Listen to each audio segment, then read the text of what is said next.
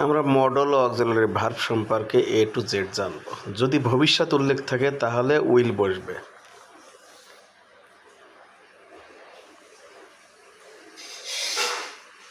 অতীতে ভবিষ্যতে আগের অভ্যাস বোঝাতে উড বসবে।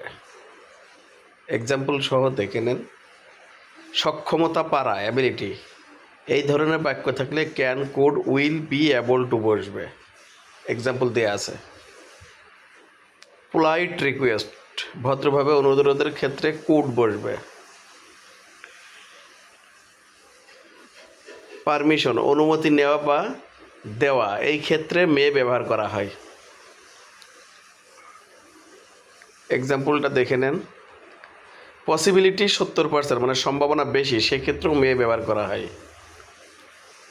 ইট মে রেইন টুডে, আজ বৃষ্টি হতেও পারে। আর যদি 30% সম্ভাবনা থাকে সেই ক্ষেত্রে মাইট ব্যবহার করা হয়। যেমন সে পরে আসতে পারে। স্ট্রং অব্লিগেশন, এই ক্ষেত্রে বুঝাইলেই মাস্ট ব্যবহার করতে হবে। You must obey the rules. Necessary, জরুরি প্রয়োজনের ক্ষেত্রে মাস্ট অথবা হ্যাভ টু বসাতে হবে।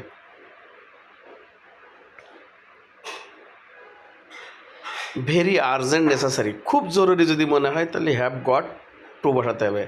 এক্সাম্পলটা বলি, I have got to go now, আমাকে এখন যেতেই হবে।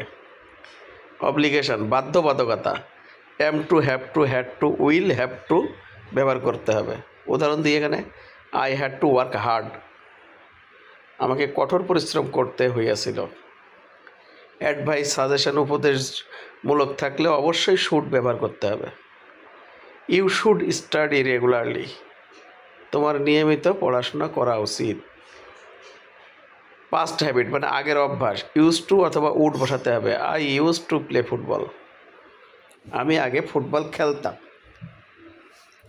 মোরাল ডিউটি, নৈতিক দায়িত্ব, ওয়াট টু বসাতে হবে।